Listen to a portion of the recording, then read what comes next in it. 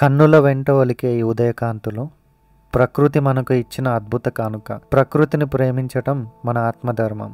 ఇవాళ మీరు చూడబోయే ప్రకృతి రక్షకుల కథ కొమ్మెర జాజి గారి కథ.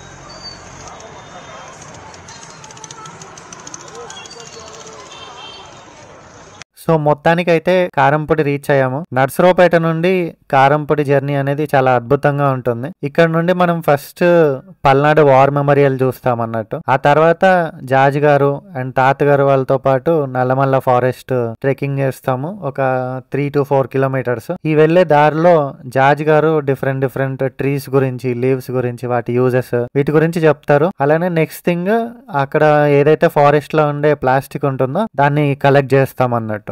సో ఈ నేచర్ సీన్స్ ని ఎంజాయ్ చేయండి.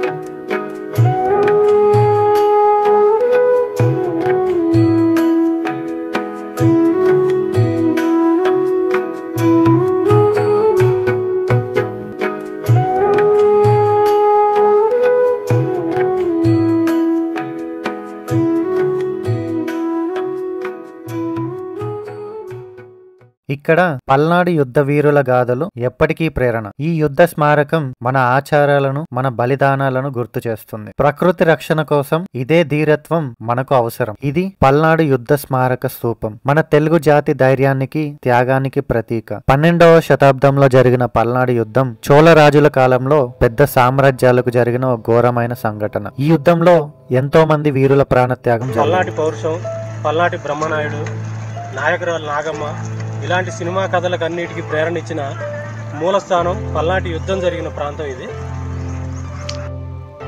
ఈ గర్భగుడిలోనే విల్లు, ఖడ్గాలు, ఆయుధాలు అన్నీ ఆయా కాలంలో ఉన్న సాంకేతికతను ప్రతిబింబిస్తాయి.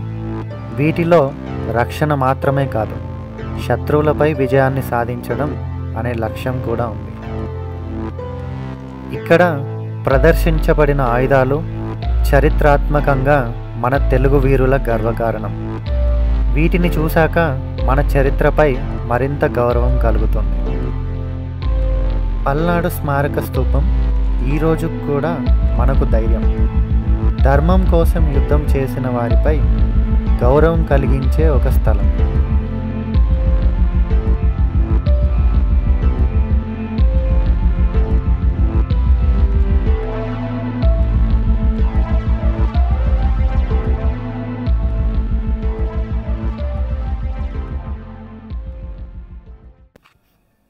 ఇక్కడ నుంచి మనం జాజిగారి దగ్గరికి వెళ్ళబోతున్నాం. అక్కడి నుండి జాజిగారితో పాటు మనం అడవిలో జర్నీ చేస్తామన్నట్టు.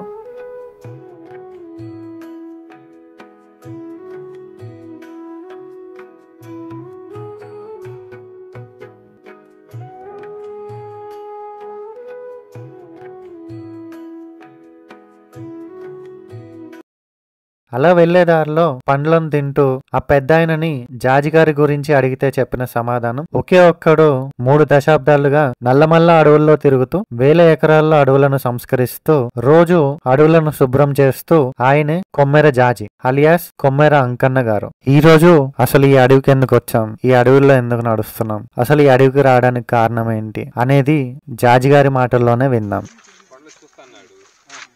అడవుల్లో ఔషధ మొక్కలు అవగాహన, అలాగే ఔషధ మొక్కల యొక్క విలువలు, మొక్కలు, చెట్లు, తీగలు, దుంపలు, అడవి సంపద ఏదైతే ఉందో అంటే మన పూర్వీకులు ఆచరించిన పద్ధతులు, ఆ జ్ఞానం అనేది అంతరించిపోతుంది. కొంతమంది తెలియక అంతరించిపోతుంది. తెలిస్తే ఎవరు అంత మంచి విషయాల్ని అంతరించిపోవడానికి కారణం ఎవరు? అలాంటి విషయాలపైన అవగాహన కోసం అంటే పూర్వకాలంలో ఈ అడవుల్లో ఉన్న తీగల ద్వారా అలాగే ఆకుల ద్వారా ఎలాంటి వైద్యం చేసుకునేవాళ్ళు, దాన్ని ఎలాగ ఆహారం తీసుకునేవాళ్ళు, అడవుల్లో ఉన్న జ్ఞానాన్ని ప్రపంచానికి పరిచయం చేసే ఉద్దేశంలో భాగంగా ఈరోజు కొందరు వ్యక్తులు అంటే ముఖ్యంగా పల్లె సృజన బృందం వీరితో పాటుగా మరి వివిధ 2 తెలుగు రాష్ట్రాల నుంచి వివిధ ప్రాంతాల నుంచి వచ్చేసిన ఔత్సాహకులు ఎవరైతే ఉన్నారో మూలిక మీద ఆసక్తి కానివ్వండి, అడవి గురించి తెలుసుకోవాలి, అలాగే అడవులను సంరక్షణ చేయాలి, అడవుల్లో ప్లాస్టిక్ వ్యర్థాలు ఉండకూడదు అని అడవి ప్రేమికులు ఎవరైతే ఉన్నారో వాళ్ళంతా కూడా రావడం జరిగింది. మరి ఈ కార్యక్రమం ఇప్పుడే ప్రారంభమవుతుంది. ఇది ఒక 3 గంటల పాటు అడవుల్లో సాగుతుంది. రకరకాల మొక్కలపైన అవగాహన తెలుసుకుంటారనమాట. తర్వాత ఏం జరుగుతుందంటే వీళ్ళందరూ వెళ్ళి వీళ్ళ ప్రాంతాల్లో వీటి గురించి ప్రచారం చేస్తారు. తర్వాత అవకాశం ఉంటే వాళ్ళ ఇంటి చుట్టుపక్కల, వాళ్ళ ఊరి పొలిమేరల్లో, అలాగే కాలువ గట్ల వెంట, చెట్ల మధ్య ఈ మొక్కలని నాటుకునే ప్రయత్నం చేస్తారు. అంటే విత్తనాలు తీసుకెళ్ళిపోయి అక్కడ దీని ఉద్దేశం ఏంటంటే అడవుల శాతం పెరగాలి, సామాజిక అడవులు పెరగాలి అనే ఉద్దేశం అనమాట. ఇలాంటి కొన్ని యాత్రలు మనం చేసినప్పుడు కొంతమంది అడవి ప్రకృతి ప్రేములుగా తయారైనప్పుడు భవిష్యత్తులో ఒక దశాబ్ద కాలంలోనే మరింత అడవుల శాతం పెంచాలి, అలాగే సమాజానికి వాయు కాలుష్యం లేకుండా అతివృష్టి అనావృష్టి బాధ తప్పించాలనే ఉద్దేశంలోనే ఈ విధంగా మేము ఈ యొక్క యాత్రకి చేస్తున్నాం. ఈ యొక్క యాత్రకి చాలా మంది రావటం జరిగింది. తర్వాత ఈ యాత్రలో కొన్ని విషయాలు ఏమిటంటే రకరకాల పక్షులు, వాటిపైన అవి అడవికి చేస్తున్న మేలు అంటే 84 లక్షల జీవరాశుల్లో ప్రతి జీవి కూడా ప్రకృతికి అడవికి మేలు చేస్తూనే ఉంటుంది, ఒక మనిషే చేయట్లేదు. అలా చేసేవాటి దారిలో వెళ్తున్నప్పుడు ఏదైనా పురుగులు కనిపించినా లేదంటే ఏదైనా పక్షులు కనిపించినా వాటి ఉపయోగాలు కూడా చెప్పడం అన్నమాట. అంటే అవి చేస్తూనే మనం కూడా వాటిలో కొంత మనం చేస్తే పర్యావరణం బాగుంటుంది అనే ఉద్దేశం. కాబట్టి ఈ యాత్ర అనేది మరింత ముందుకు వెళ్ళాలి, మరింత ఎక్కువ యాత్రలు జరగాలని చెప్పి మేమైతే కోరుకుంటూ ఉన్నాం. నమస్తే.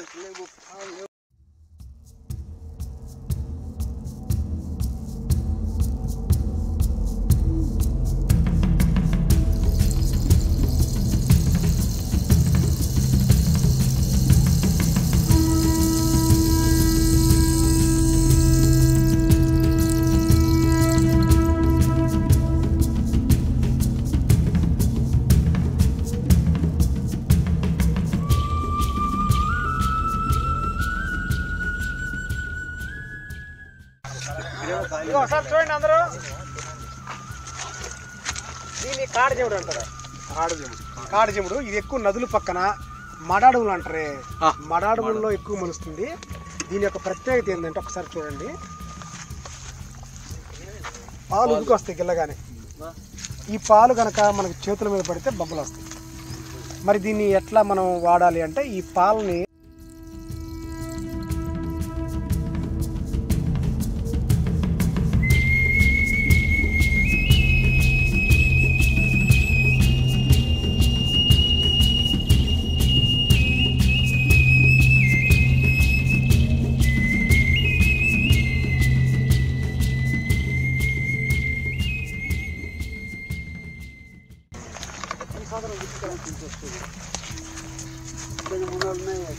ఇగో ఎన్ని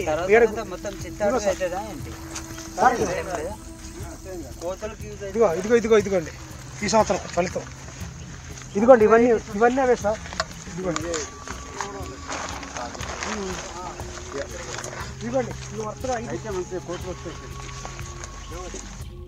అడవిలో అడుగులు, ప్రతి అడుగు ప్రతి చెట్టు ఒక కథ చెప్తుంది.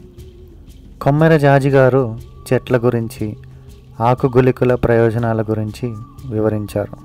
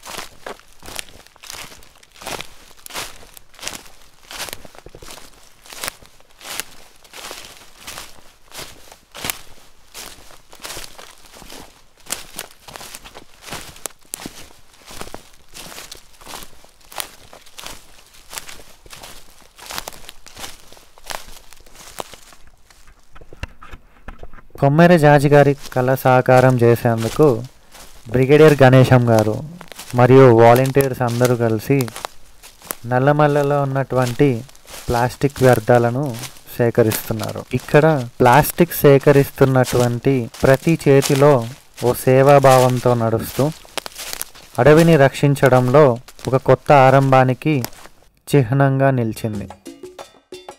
ఇది నల్లమల్ల అడవుల్లో ఒక వ్యక్తి సత్య సంకల్పానికి సంబంధించిన గాథ. ఆయన పేరు కొమ్మెర అంకన్న. అందరూ ప్రేమగా జాజిగారు అని పిలుస్తారు. పల్నాడు వీరుడు అని పేరు కూడా పొందాడు. తన జీవితాన్ని నల్లమల్ల అడవులకు అంకితం చేశారు.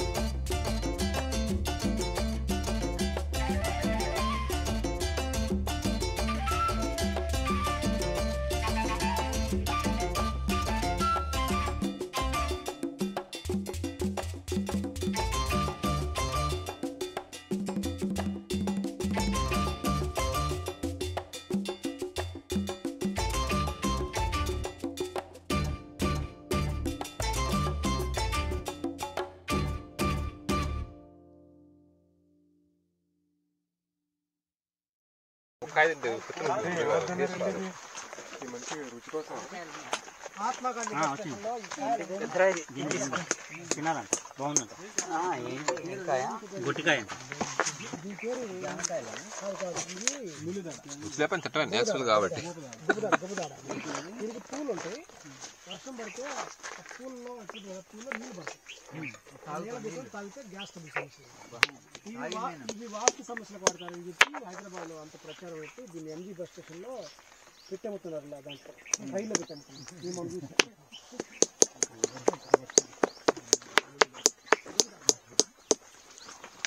కాయలు తినొచ్చా?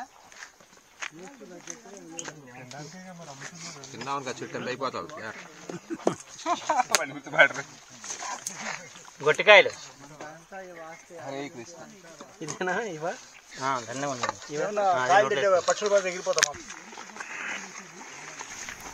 ఈ అడవిలో ప్రయాణం ఒక ప్రయత్నం మాత్రమే కాదు, మన భూమి పట్ల ప్రేమను వ్యక్తం చేసే గొప్ప నిబద్ధతగా నిలిచింది.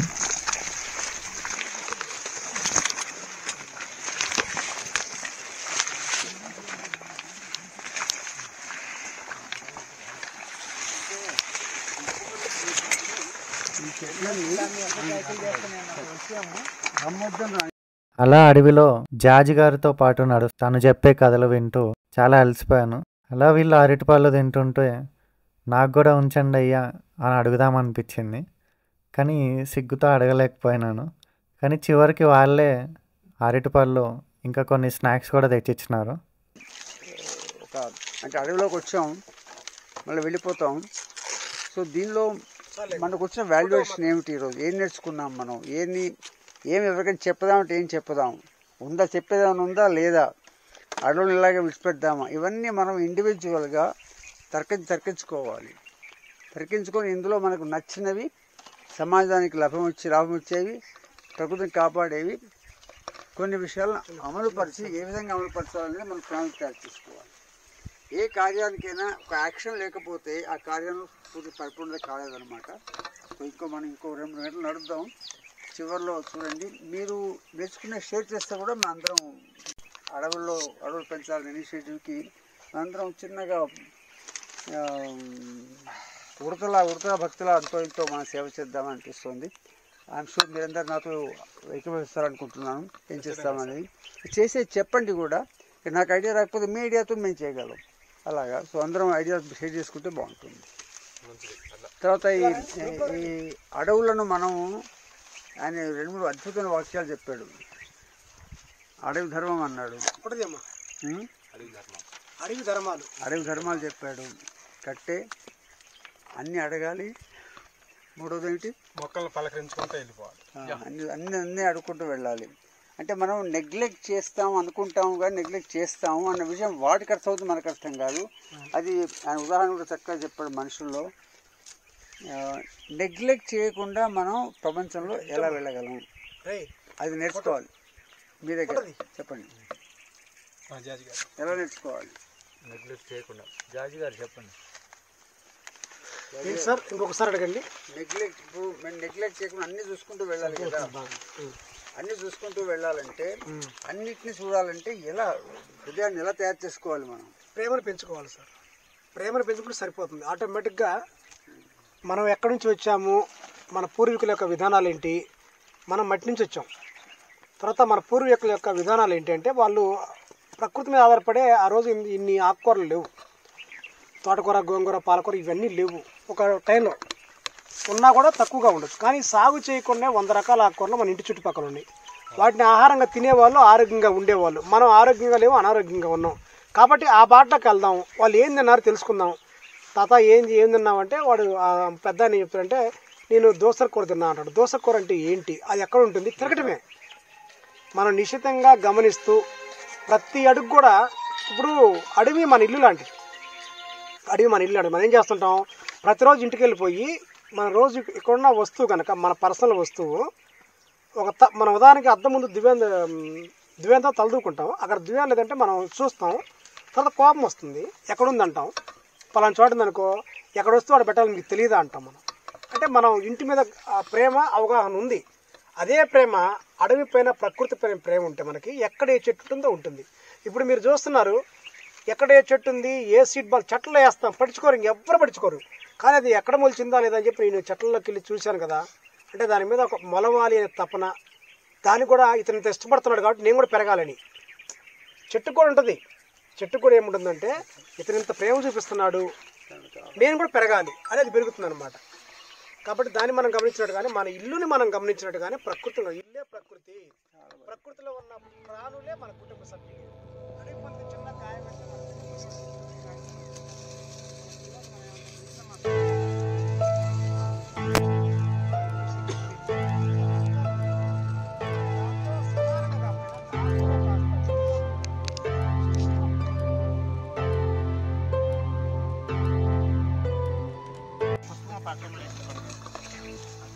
కానీ మన సమస్య ఏంటంటే ఇక్కడి నుంచి వెళ్ళిపోతాం కదా, వాతావరణం మారితే ఆలోచనలు మారుతాయి, ప్రయారిటీస్ మారిపోతాయి, రొటీన్లో పడిపోతాం. అది తప్పేం కాదు, కానీ దీన్ని కూడా కాపాడుకోవడానికి మనం సమయం ఏంటంటే ఇవి అడవులు, సామాజిక అడవులు. సామాజిక అడవులు అంటే ఊరిని అడవిగా మార్చుకోవటం, ఇల్లుని అడవిగా మార్చుకోవటం. ఇంటి చుట్టుపక్కల బాల్కాన్లు, తీగలు, కొన్ని హైదరాబాద్ కొన్ని ఇల్లు చూసాను నిన్న మొన్న. వాళ్ళు చాలా చక్కగా వేశారు. అయితే ఎందుకు వేశారు వాళ్ళు? చెట్ల మీద ప్రేమ కొంత, వాస్తుతో కొంత. అక్కడ ఎవరో ఒక ఆయన ఉండి ఈ చెట్టు మీ ఇంట్లో ఉంటే మనీ ప్లాంట్ మీకు డబ్బు బాగొస్తుంటే ఆ చెట్టు వేసుకుంటాడు. దాని మీద ప్రేమతో కాదు, కొంతమంది ప్రేమతో. అందరూ తీసేయకూడదు. మనం ప్రేమతో కానీ, భయంతో కానీ, భక్తితో కానీ, ఆశతో కానీ చెట్లు పెంచాలి. అది మన లక్ష్యం. అయితే ఇక్కడ నుంచి మీరు వెళ్ళిపోయి ఆలోచన మారిపోతారు కదా. మీరు ఒకసారి మీ ఇంటి చుట్టుపక్కల వర్షం పడ్డప్పుడు చూడండి, ఇప్పుడు కూడా చూడండి. శీతాకాలంలో అప్పుడు మణికొండ ఏరియాలో ఉన్నారు. అది మణికొండ అంటే పెద్ద ఇండస్ట్రీస్ ఏరియా, సినిమాలు అనుకుంటాం. కానీ అక్కడ కూడా చెట్లలోకి వెళ్ళాలంటే చాలా చెట్లు ఉంటాయి. ఇప్పుడు మగబేరు చెట్టు మీరు అడిగిలో చూశారు, ఇందాక మీరు చూసారు కదా. ఆ మగబేరు చెట్టు మణికొండ నుంచి మగబేరు చెట్టే. అసలు మగబేరు చెట్టు ఫస్ట్ చూసింది మణికొండలోనే, 2006లో చూశాను. తర్వాత జూబ్లీస్, అది మాది సిటీ, మా కాడ చెట్లు లేవండి అనేది వాళ్ళు గుడ్డితనం మాట. ఇలా అంతే బాగా, ఇది మంచి మాట. వాళ్ళు వెళ్ళండి. అయితే మనం బుక్లో చదివేది అంతా ఏముంటుందంటే మనకి ఏదో ఫిక్స్డ్ ఇన్ఫర్మేషన్, కానీ రియల్గా ఇక్కడికి వస్తే మనం చదువుకు డెఫినేషన్ అనేది చెప్పొచ్చు. ఇక్కడ ఏమి ఎంత ఉంది అని అంటే ఇక అన్లిమిటెడ్ అని చెప్పొచ్చు.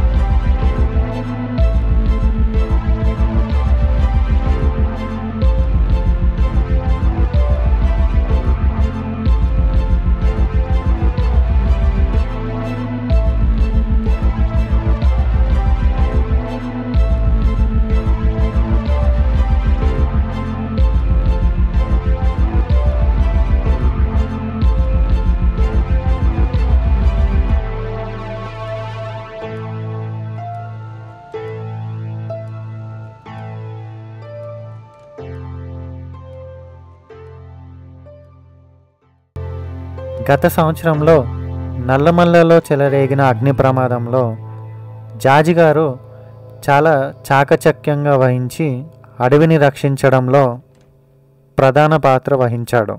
కొమ్మెర అంకన్న గారు చూపించిన దారి ప్రకృతి రక్షణలో ప్రతి మనిషికి ఒక గమన మార్గం. తిరుగు ప్రయాణంలో ప్రకృతి మనకు నేర్పే పాఠాలు ఎంతో విలువైనవి. ప్లాస్టిక్ వ్యర్థాలను పోగు చేస్తూ ప్రకృతిని కాపాడడంలో మేం బాధ్యత వహించాం. ఆహ్లాదకరమైన ప్రకృతి దృశ్యాలను మన హృదయాల్లో చిరస్థాయిగా నిలుస్తాయి.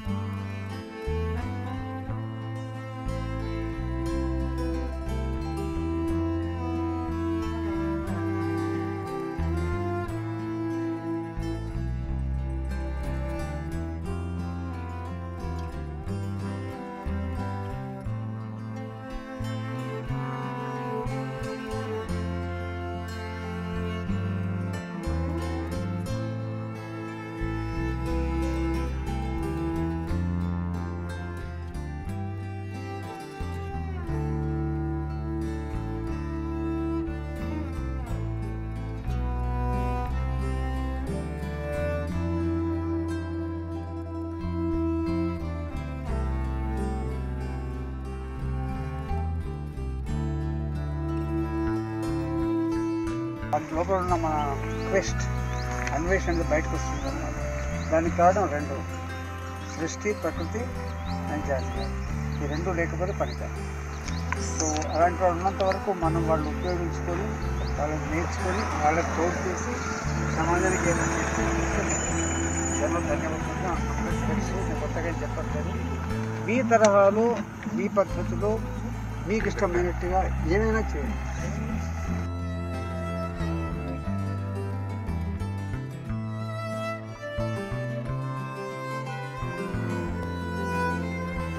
పల్నాడు యుద్ధం గురించి చిన్నప్పుడు చరిత్ర పుస్తకాల్లో మాత్రమే చదివాను. కానీ ఈరోజు పల్నాడులో పుట్టి నల్లమల్ల అడవును శుభ్రపరిచే ఈ పల్నాడు వీరుణ్ణి చూసి అతనితో కలిసి నల్లమల్లను శుభ్రపరిచినందుకు నాకు కూడా చాలా సంతోషంగా ఉంది. ఇది నాకెంతో గర్వకారణం. ఈ సూర్యాస్తమయం ప్రకృతి మనకు ఇచ్చిన ఒక అద్భుత కానుక. ప్రకృతిని కాపాడడం మనందరి బాధ్యత. ఇట్లు మీ మోహన జీవనం.